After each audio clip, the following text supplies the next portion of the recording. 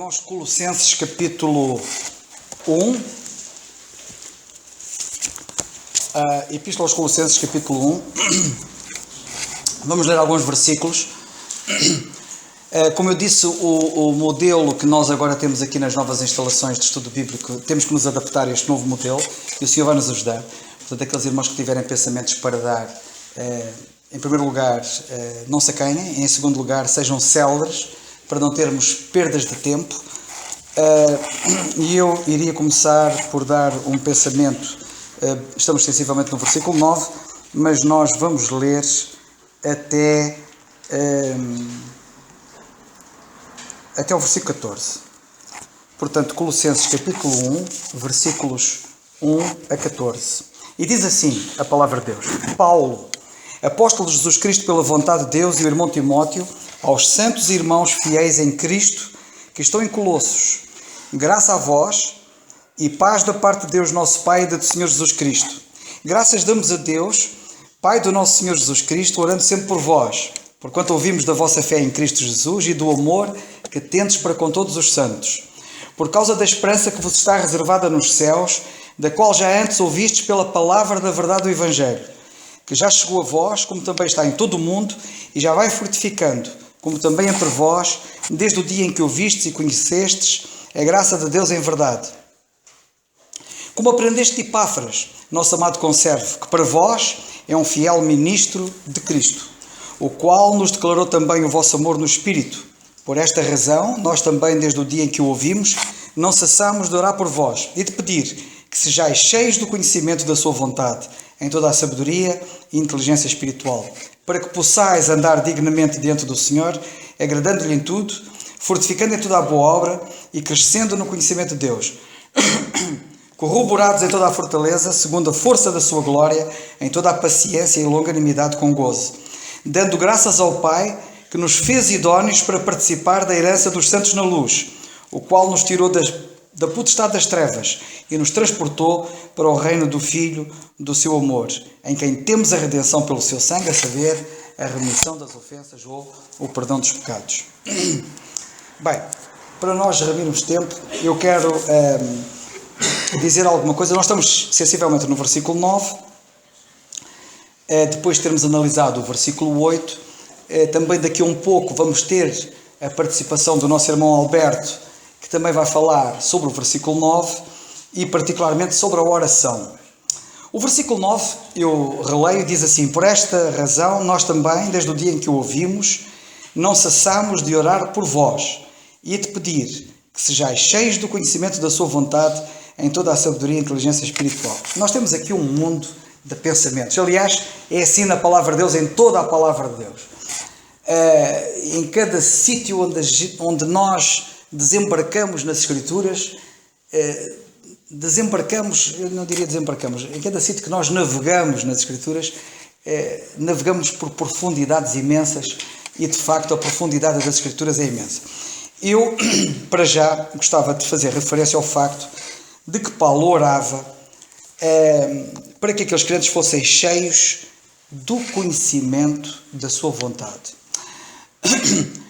Há crentes que ficam satisfeitos se puderem conhecer alguma coisa da vontade de Deus. Já ficam muito satisfeitos. Se puderem conhecer este aspecto ou aquele da vontade de Deus. O apóstolo Paulo não faz por menos. Ele diz que ele orava para que eles fossem cheios desse conhecimento.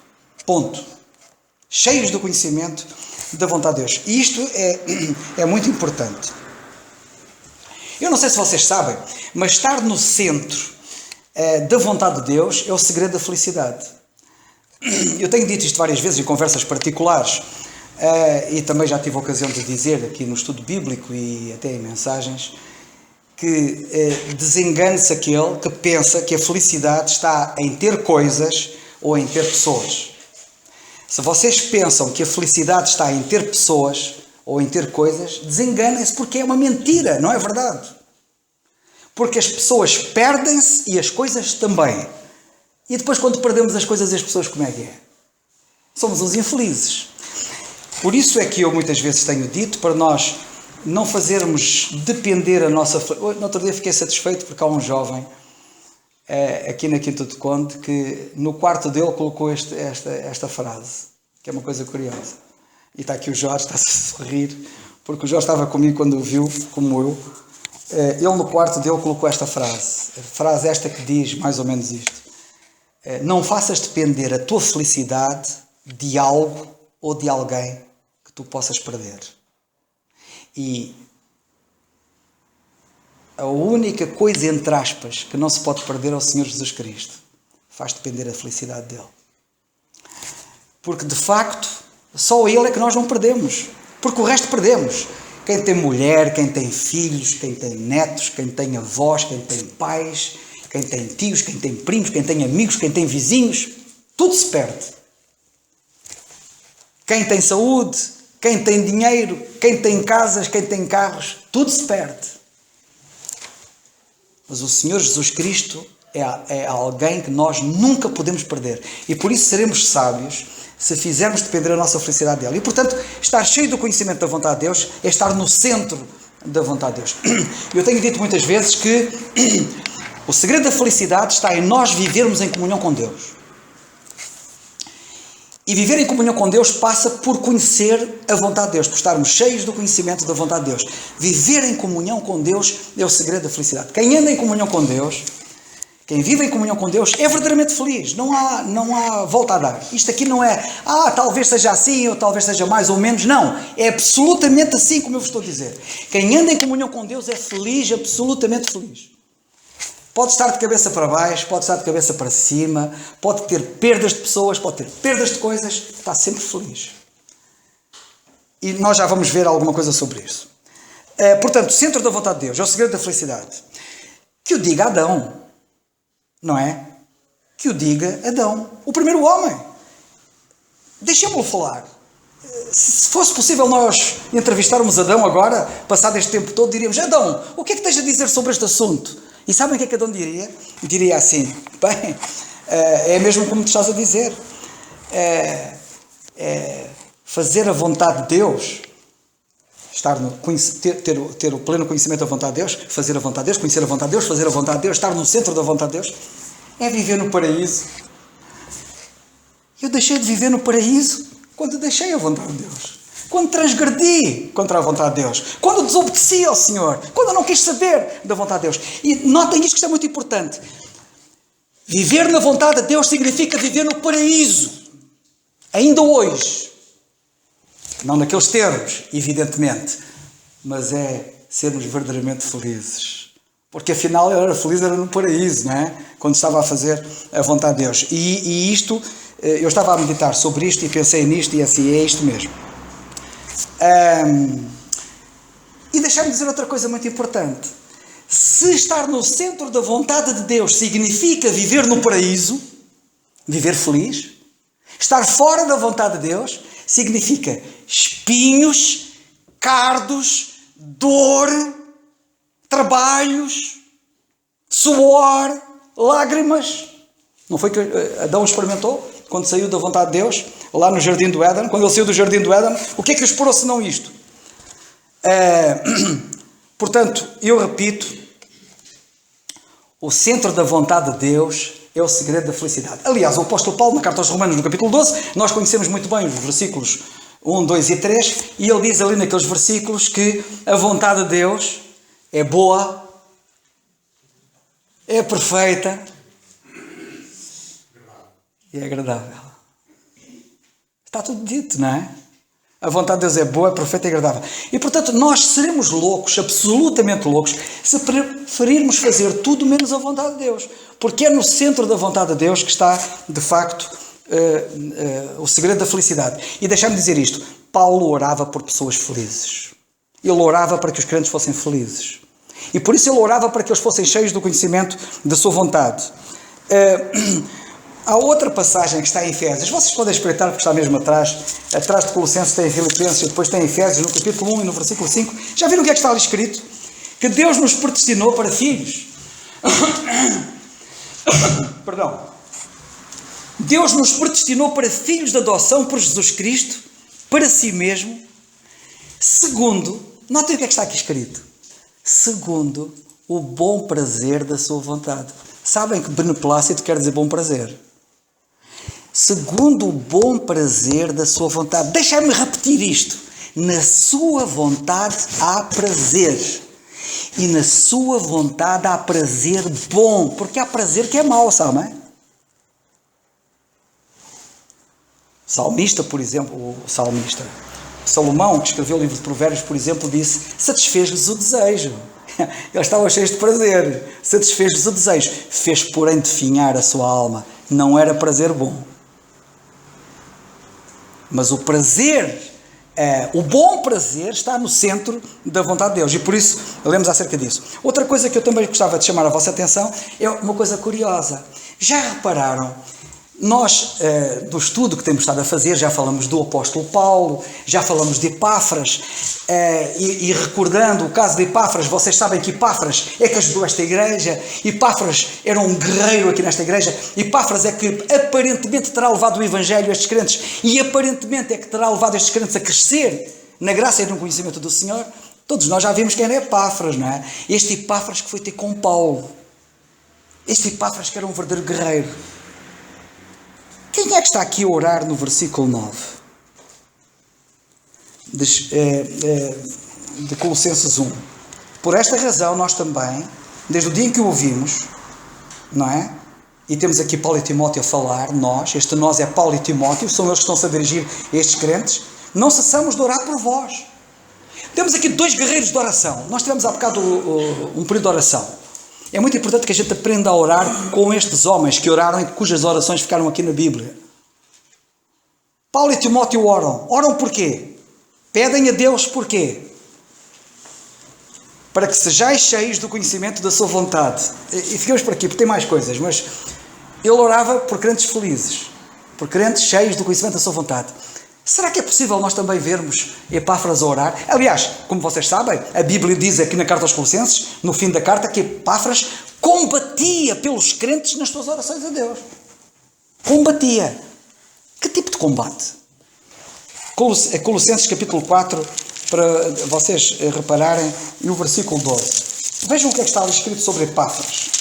Lemos assim: saúda-vos Epáfras, que é dos vossos, servo de Cristo, combatendo sempre por vós em orações. Para quê? Ele orava para quê? Aqueles combates de oração pelos crentes eram em que sentido? Para que vos conserveis firmes, perfeitos, e notem agora, e consumados em toda a vontade de Deus. Ele também percebia que estar no centro da vontade de Deus era o segredo da felicidade, e ele orava para que os crentes estivessem consumados em toda a vontade de Deus. Como vemos aqui, 4:12, não é? Consumados em toda. E mais uma vez eu repito, atenção, há alguns crentes que parece que ficam satisfeitos se puderem conhecer um pouco da vontade de Deus. Uma particularidade. Talvez será da vontade de Deus eu fazer isto ou aquilo.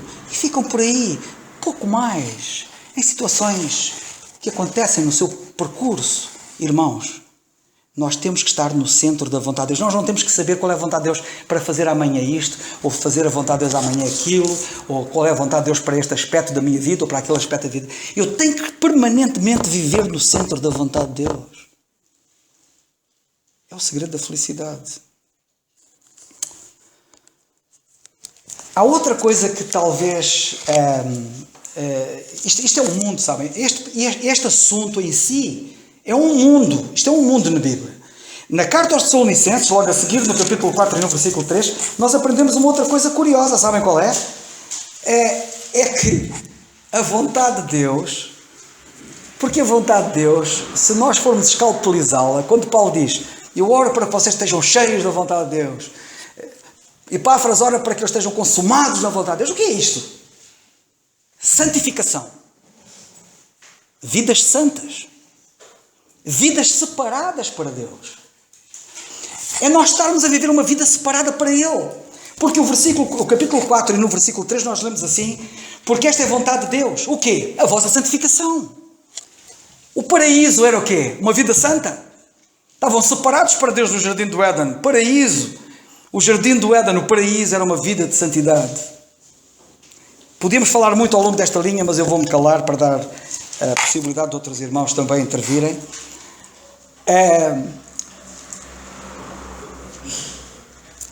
O apóstolo Paulo, que é para vocês, só vou dar mais dois versículos apenas, entre muitos que podíamos ver e que têm a ver com este assunto. O apóstolo Paulo, por exemplo, escreve a carta aos Romanos. Ele era uma pessoa fantástica. Sabe uma coisa? Quanto eu não daria para poder tê-lo conhecido e andar com ele aqui.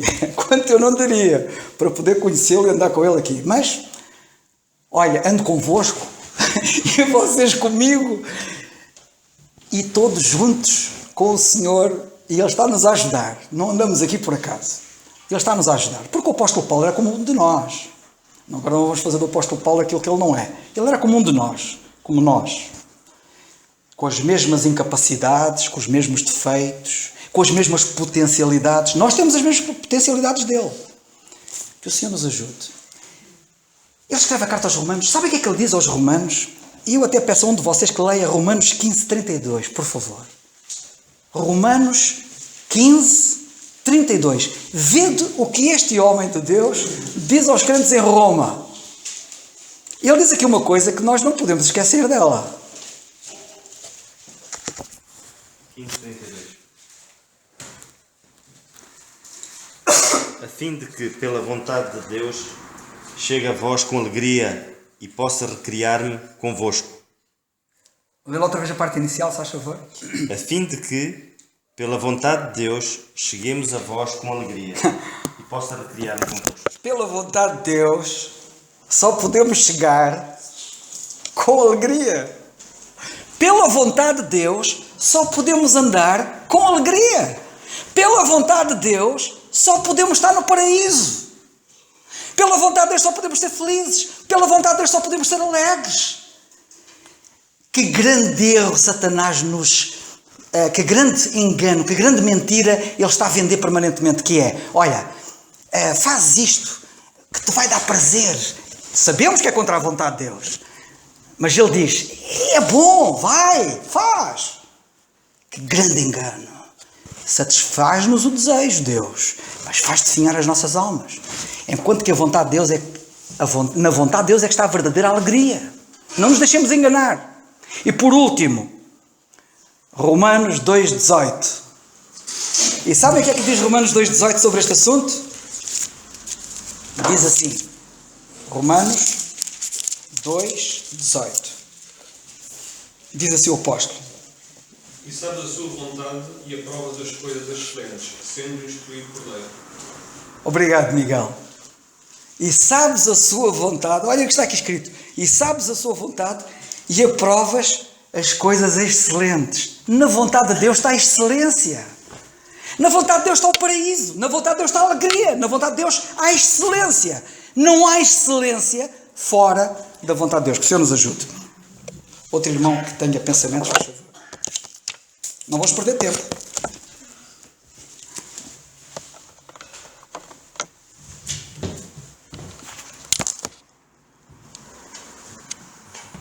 É um pensamento muito rapidamente, ainda em Colossenses, no capítulo 1 de Colossenses, no versículo 9, quando o apóstolo diz assim: por esta razão nós também, desde o dia que ouvimos, não cessamos de orar por vós. Nós vemos aqui nas cartas do apóstolo Paulo que existe uma arma potente que ele usa e que seria bom que nós também usássemos, que é a oração. O nós lermos a palavra de Deus e nós estarmos firmes na palavra de Deus, como é óbvio, uma coisa está ligada à outra. Ou seja, quanto mais nós nos aprofundamos na palavra de Deus, mais queremos falar com Deus. Porque esta é a palavra de Deus.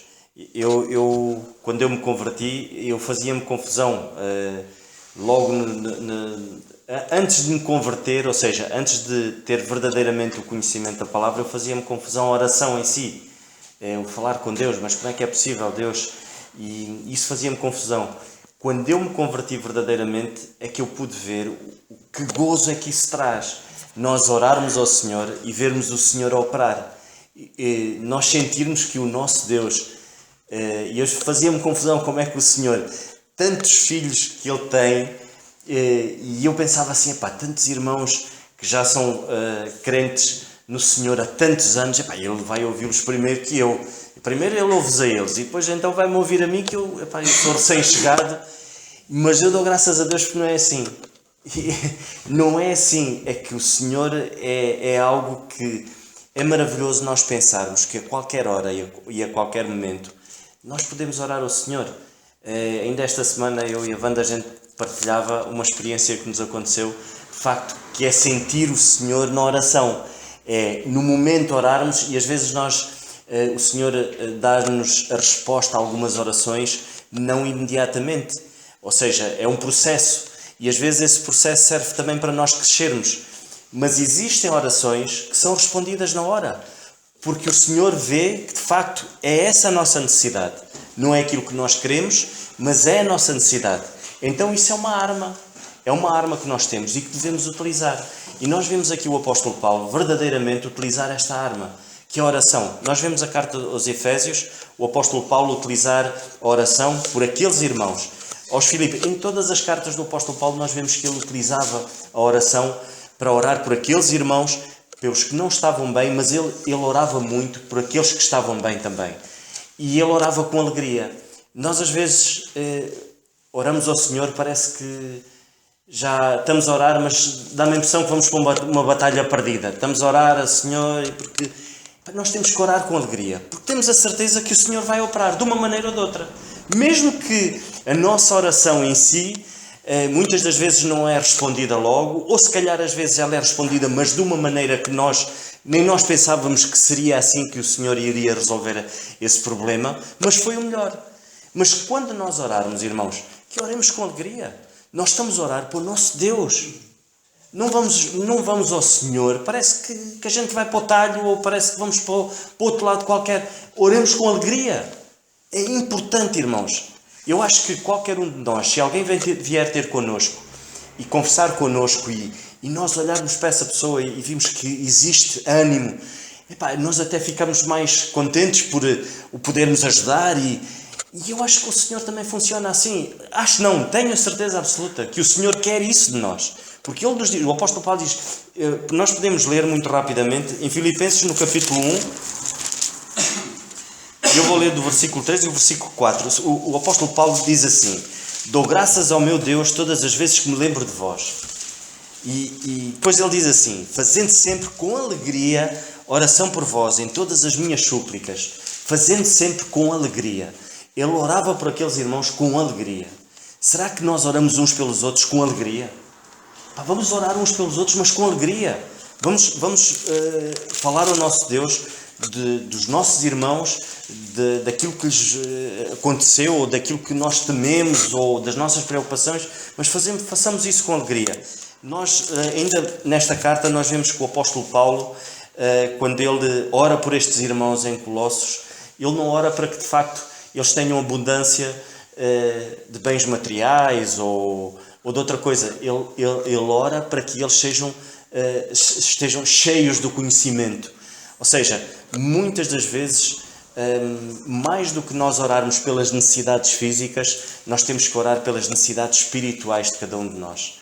E muitas das vezes o nosso problema das necessidades físicas em si é um pouco reflexo da falta de crescimento espiritual que nós revelamos na nossa vida cristã. Então é mais necessário nós orarmos uns pelos outros pela parte espiritual, porque se nós estivermos bem alinhados com a Palavra de Deus, as decisões que nós vamos tomar certamente serão as decisões mais acertadas. E por consequência, essas decisões acertadas vão ter reflexos e vão dar fruto. Ou seja, escolhas na vida, para os jovens, escolhas no namoro. Se nós orarmos para que um jovem ande espiritualmente bem, ele vai fazer a escolha certa. E vai ter menos dor de cabeça no futuro. Se nós orarmos por alguém, por um irmão mais velho, que o Senhor lhe dê ânimo e lhe dê forças e sabedoria e que possa ir buscar na sua palavra o verdadeiro conhecimento, esse irmão vai fazer escolhas certas. Se calhar a nível profissional, se calhar ao adquirir algo. E funciona assim, irmãos. Oremos uns pelos outros. Possamos utilizar verdadeiramente esta arma, que é poderosíssima, que é a oração. Que cada um de nós possa pensar nisso e possa refletir e pensar que é algo que o Senhor nos deu para nós usarmos. Costuma-se dizer em batalha, se nós não usarmos uma arma, vai haver alguém que vai usar algo para nos aniquilar. E Satanás está lá fora à espera disso. Se nós não usarmos a oração como uma arma poderosa, nós temos muitos dardos inflamados de Satanás lá fora. E ele não espera. E uma vez eu diria, ou nós somos de facto flechas do Senhor, ou então vamos ser alvos. Que o Senhor nos ajude. Outro irmão, faz favor, tenha algum pensamento para dar, aproveite. Pedro. Graças a Deus pelo nosso Pedro. Você te abençoe, Pedro. É muito rápido, é muito rápido. Tudo bem. Boa noite. Eu esta manhã vinha no comboio e vinha a ler esta passagem que temos estado a ler à quarta-feira e notei ainda no versículo 9 algo muito interessante. Vou ler mais uma vez. Por esta razão, nós também, desde o dia em que o ouvimos, não cessamos de orar por vós e de pedir que sejais cheios do conhecimento da sua vontade em toda a sabedoria e inteligência espiritual. Achei duas coisas muito interessantes que Paulo nos diz aqui.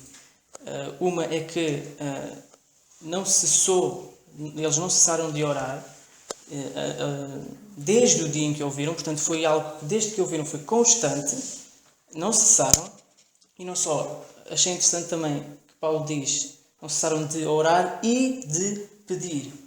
E nós muitas vezes parece que oramos só para pedir, mas acho que Paulo aqui o Senhor mostra-nos aqui que a oração tem muito mais para além de petição.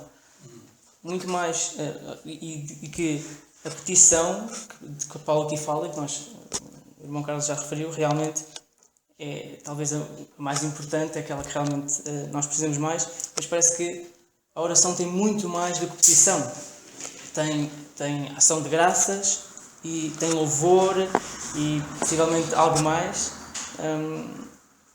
E nós muitas vezes caímos nessa tentação, nesse hábito de orar só para pedir, quando a oração tem muito mais para além de petição. Graças a Deus por esse pensamento precioso. É uma grande verdade, sem dúvida nenhuma. A oração é muito mais. Outro irmão que tenha algum pensamento?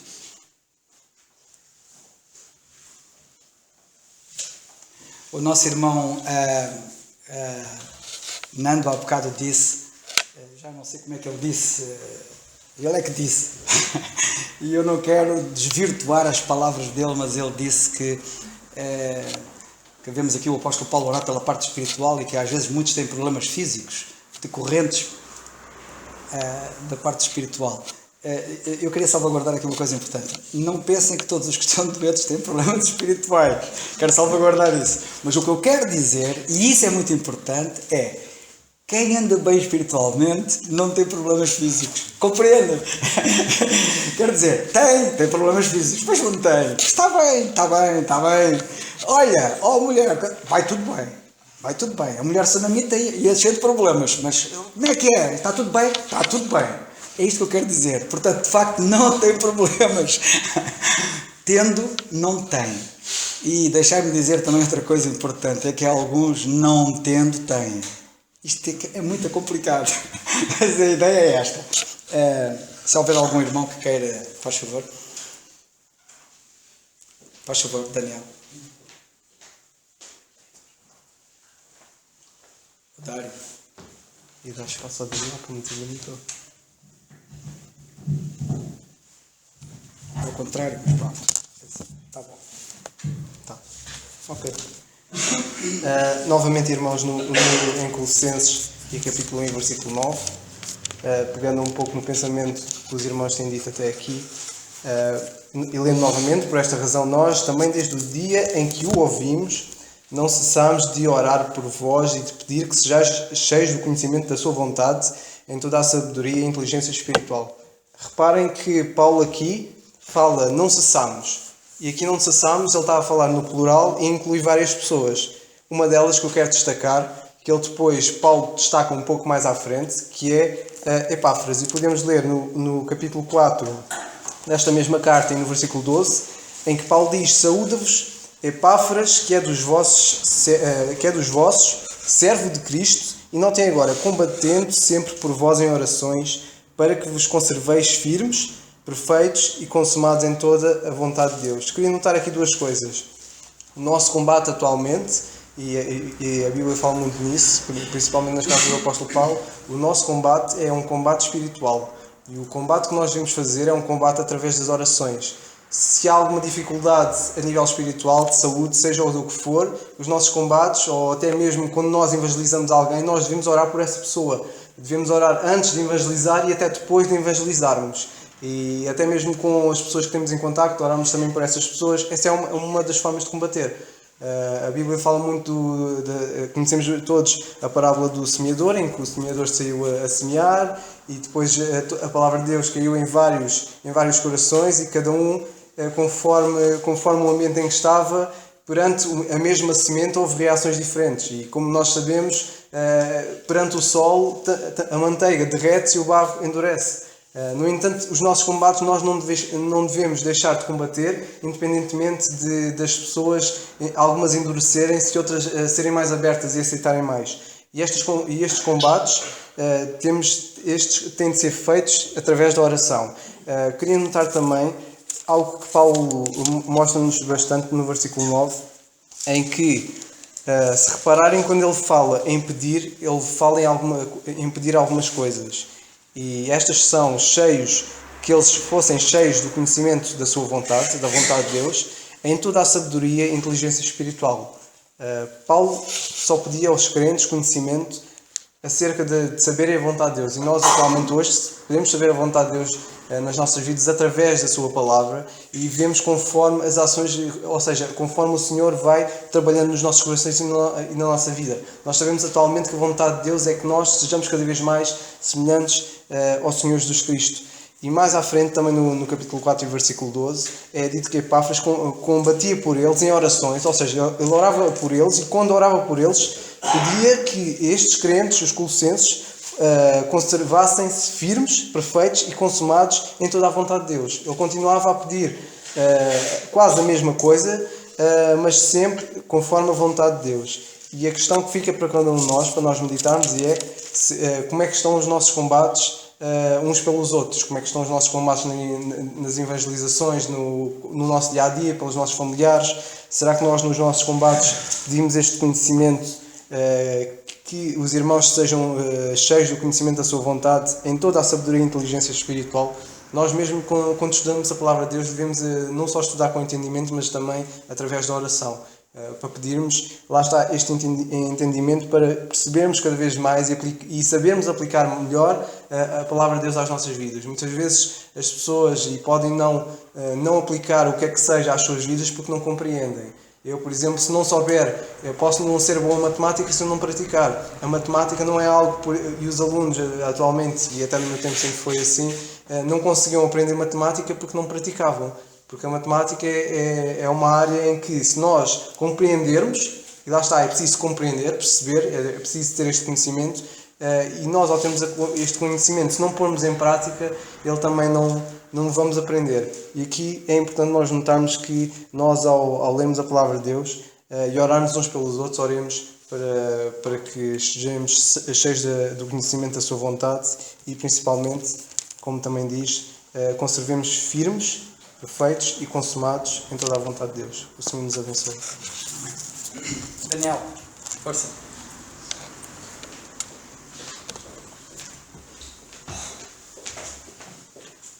Vamos ouvir esta intervenção e depois vamos ouvir o nosso irmão Alberto, em princípio, se Deus quiser. Se o senhor não vier antes, o senhor pode vir antes, Daniel. Pode ou não pode? Este culto pode não acabar.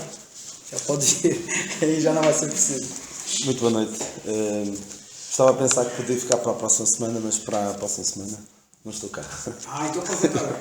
Ora bem, eu queria só focar-me nesta expressão, cheios do conhecimento da sua vontade, e fazer o contraste entre o estar cheios daquilo que nós vimos na semana passada como sendo o epignosis, o conhecimento superior, contrastá-lo com algo que nós lemos também nas palavras de Paulo, em 1 Coríntios 8, versículo 1, em que ele diz que a ciência incha, mas o amor edifica. É da vontade de Deus que nós sejamos pessoas cheias do conhecimento do conhecimento superior, conhecimento que nós adquirimos através da palavra de Deus, e não que tenhamos um conhecimento, porque esta palavra ciência também é conhecimento, mas é o gnosis, não é o tal conhecimento superior. Este conhecimento superficial, não o conhecimento superior que nos é dado pela palavra de Deus, é algo que nos leva a ficarmos inchados. E ficar inchado é uma maneira diferente de ficar cheio. Não é a mesma coisa. Cheios do conhecimento da sua vontade não é uma coisa que estarmos inchados. Porque quem está cheio do conhecimento da sua vontade, em toda a sabedoria e inteligência espiritual, certamente não vai ser uma pessoa inchada, vai ser uma pessoa que tem consciência do quanto lhe falta aprender. E qualquer pessoa que pensa que já sabe tudo o que tem para saber, está no mau caminho. Sobre os cheios do conhecimento, queria só falar de uma palavra que às vezes é mal utilizada, que é aquela passagem que nós lemos sobre as riquezas incompreensíveis de Cristo. E algumas pessoas dizem que há coisas que nós não conseguimos compreender, por isso é melhor não aprofundarmos os temas. Isso é a desculpa de mau estudante. Não vale a pena estudar mais, porque são coisas incompreensíveis, nada disso. Aquela palavra, apesar de ser traduzida por incompreensíveis, já foi dito várias vezes aqui não, mas na igreja em Quinta de Conde tem sido dito várias vezes que esta palavra que nós lemos em Efésios 3:8, das riquezas incompreensíveis de Cristo, é algo que Ele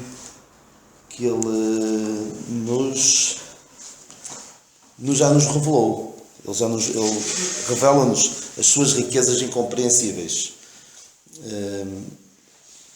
Exatamente. Efésios 3:8.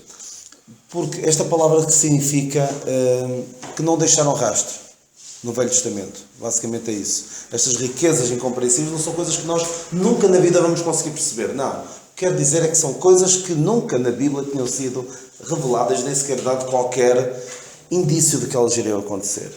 Portanto, é mais uma razão não para nós dizermos isto nós não podemos compreender, vamos deixá-las de parte, não. Vamos aprofundar o nosso conhecimento das Escrituras para que assim nós possamos ser cheios do conhecimento da sua vontade.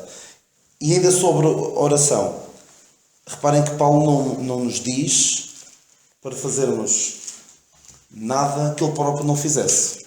Ele exorta-nos a orar sem cessar, em 1 Tessalonicenses 5:17. Mas ele mostra que isso não é impossível, porque ele próprio diz que o fazia. Não cessamos de orar. E também o próprio Epáfras combatendo sempre. Ou seja, não vemos aqui o espírito dos fariseus que mandavam as pessoas fazer coisas que eles próprios não faziam. O apóstolo Paulo não só sabia o caminho, como indicava o caminho e vivia o caminho que ele próprio ensinava. Deixo-vos então com este pensamento. Devemos ser crentes cheios do conhecimento e não crentes a quem o conhecimento incha. Devemos buscar compreender estas verdades, apesar de por vezes nos serem difíceis de atingir, e nunca usemos o argumento, nunca aceitem o argumento de riquezas incompreensíveis. São coisas, lá está, são difíceis de entender, como o apóstolo Pedro dizia, mas nunca será um motivo para nós não nos dedicarmos ao estudo da palavra de Deus.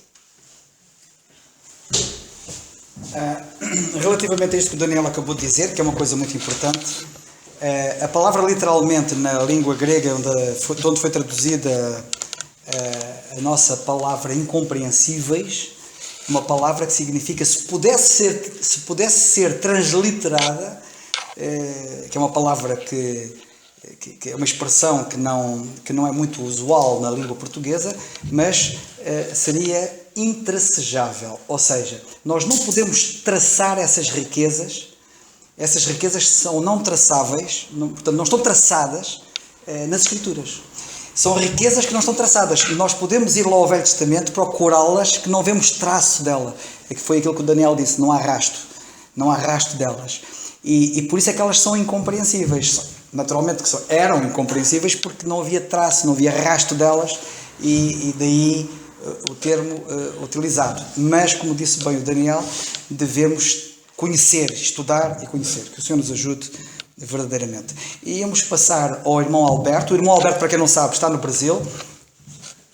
E eu depois ia-vos pedir uma coisa, se vocês não se importarem, quando o culto acabar, que nos juntássemos todos aqui à frente, vou mostrar uma fotografia do primeiro estudo bíblico dos que cá estavam esta noite, fica para a história.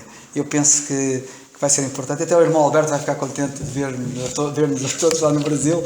A gente gosta muito dele, estamos à espera que ele venha, temos orado por ele e vamos ouvir mais uma vez a explicação que ele tem para esta passagem que estamos a estudar. Vamos ouvir, pois. Colossenses capítulo 1, verso 9. Por essa razão, nós também, desde o dia em que ouvimos, não cessamos de orar por vós e de pedir que sejais cheios do conhecimento da sua vontade em toda sabedoria e inteligência espiritual. Bom, no último estudo foi destacado a razão para orar. Permitam-me, os irmãos, insistir no tema. Por que oramos se Deus já sabe o que vamos pedir? Será que as pessoas que oram deveriam esperar por uma resposta maravilhosa e imediata? Ou será que minha oração tem sido sem significado, sem sentido? Há pessoas que sentem que suas orações não chegam nem no céu da boca. Historicamente, Deus dá 3 respostas ao seu povo ao orar. Ele pode dizer sim, não e esperar. Como soberano absoluto do universo, ele faz o que quer, quando quer, por qualquer que seja o motivo que ele tiver e para o seu propósito próprio. Por toda a história, pessoas devotas, piedosas, com uma vida de oração em situações difíceis, não receberam suas respostas desejadas. Veja exemplo em Hebreus 11, de 35 até 40. Hoje, milhões de pessoas profundamente angustiadas oram fervorosamente a Deus em momentos de necessidades, de crises. Elas podem estar em relacionamentos complicados, ter finanças desastrosas ou sofrer problemas dolorosos de saúde. Não obstante, não vem nenhuma evidência de resposta às suas orações. Um antigo hino dizia assim: quando Deus está em silêncio, é porque está trabalhando por você. Até mesmo o Senhor Jesus orou especificamente a seu Pai: se queres, passa de mim esse cálice, contudo não faça a minha vontade, e sim a tua. Lucas 22, 42. Então surge a pergunta: para que orarmos? Se Deus faz o que Ele quer fazer, para que serve a nossa oração então? Oramos porque isso demonstra nosso relacionamento com Deus. Somos filhos de Deus. Portanto, o filho quer ter um relacionamento com o pai e o pai um relacionamento com o filho. Os cristãos, geralmente, se descrevem como quem tem um relacionamento pessoal com Deus, e esse tal relacionamento gira em torno de comunicação. Deus fala conosco através da sua palavra, a Bíblia. E nós falamos com Ele através dos nossos lábios, nossa mente, pensamento, em oração. Se não ouvirmos a sua palavra, lendo a Bíblia, ou falando com Ele em oração, o relacionamento não acontece. Outra razão por que orar. Oramos porque Deus nos ordena. Orai sem cessar. 1 Tessalonicenses 5,17. E a clássica passagem em Filipenses 4, 6, 7. Não andeis ansiosos de coisa alguma. Em tudo, porém, sejam conhecidas diante de Deus as vossas petições pela oração, pela súplica, com ações de graças. E a paz de Deus, que excede todo entendimento, guardará os vossos corações e a vossa mente em Cristo Jesus. De acordo com a tradição judaica, o profeta Daniel orava 3 vezes ao dia, independente das circunstâncias. Daniel, capítulo 6, verso 12 e 13. Deus quer que seu povo ore. Oramos porque isso demonstra a nossa posição sobre ordens dele e a nossa dependência de Deus. O Salmo 121, eleva os meus olhos para os montes, de onde me virá o socorro? O meu socorro vem do Senhor que fez os céus e a terra. Ele não permitirá que os teus pés vacilem, não dormitará aquele que te guarda. Oramos porque esta é uma forma de servir a Deus. A profetisa Ana, em Lucas capítulo 2, verso 37, adorava noite e dia em jejuns e orações. Oramos porque a oração fortalece a nossa fé. Ver em primeira mão a provisão de Deus através da oração respondida fortalece a nossa fé, fortalece o nosso ser interior. Oramos aquele que é poderoso para fazer infinitamente mais do que tudo quanto pedimos, ou pensamos, ou imaginamos. Efésios 3:20. Oramos porque vale a pena orar. Muito pode, por sua eficácia, a súplica do justo, diz Tiago 5,16. Oramos porque ele sempre responde, de uma forma ou de outra. Primeira carta de João 5, 14 e 15. E esta é a confiança que temos para com ele, que se pedirmos alguma coisa segundo a sua vontade, ele nos ouve. E esta é a razão para orar, para louvar, adorar a Deus por aquilo que ele é e agradecer por suas bênçãos, por tudo o que tem feito e pelo que fará em nossas vidas. Louvado seja o nosso Deus. Eu estava ali, como digo, não era para dizer nada, mas estava ali e surgiu um pensamento e dou graças a Deus por ver os diversos irmãos dando pensamentos e eu só lamento perdê-los todas as semanas, embora possa ouvi-los também em áudio, mas não é a mesma coisa que estar aqui convosco. Mas surgiu-me só este pensamento. No versículo 10, eu não vou falar do versículo 10, vou só destacar em que o versículo 10 diz: para que possais andar dignamente diante do Senhor, agradando-lhe em tudo, frutificando em toda a boa obra e crescendo no conhecimento de Deus. Eu só deixo esta pergunta. Acham que é possível isto acontecer na vida de cada um de nós, sem oração, sem conhecimento da palavra de Deus, sem a direção do Espírito Santo? Eu não acredito que isso seja possível. Por isso podemos ver a importância daquilo que estivemos a falar esta noite. A importância de nos aplicarmos à oração, a importância de nos aplicarmos no conhecimento da palavra de Deus e na importância de deixarmos que o Espírito Santo nos guie, na inteligência do Espírito Santo, sermos conduzidos por Ele. Então, irmãos, podemos ter a certeza que seremos aqui neste mundo aquilo que verdadeiramente Deus quer. Então, andaremos na presença do Senhor, então produziremos fruto, então, de facto, agradaremos ao Senhor. Mas sem oração, sem conhecimento da palavra de Deus, sem a direção do Espírito Santo, então andaremos, como o Daniel disse há pouco, na nossa inteligência, cheios de nós, e tudo o que fizermos não terá qualquer proveito. Aliás, se nós olharmos para o estado em que a Igreja está, se calhar chegamos a essa conclusão, de que a oração tem sido quase banida, o conhecimento da palavra de Deus tem vindo a reduzir drasticamente e a ação do Espírito Santo é quase nula. Por isso o estado em que a Igreja está. Se não queremos chegar a esse estado, cada um de nós individualmente e como Igreja do Senhor neste lugar, então apliquemos a oração ao conhecimento da palavra de Deus e ao crescimento no Espírito. Deus abençoe. Então vamos orar.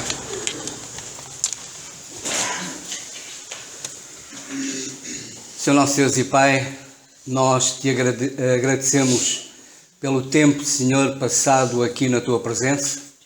Agradecemos, Senhor, acima de tudo, pela tua palavra. E te rogamos, Senhor, que nos dês fome e sede da tua palavra. Que nos dês, de facto, inteligência. Que nos dês sabedoria para podermos entender a tua palavra com toda a clareza, Senhor. Pai amado, obrigado por este tempo tão precioso. Quão bom é estarmos juntos. Quão bom é estarmos juntos em torno da tua palavra, ocupados contigo, Senhor. Ajuda-nos a fazer isso diariamente. Amém. Para que possamos viver num mundo em trevas, viver sendo luzes, para que outros venham ao conhecimento e ao gozo da salvação. Obrigado, pois, mais uma vez. Vai connosco, Senhor, até aos nossos lares e guia-nos em tudo. É o que te pedimos no nome e para a glória do Senhor Jesus. Amém.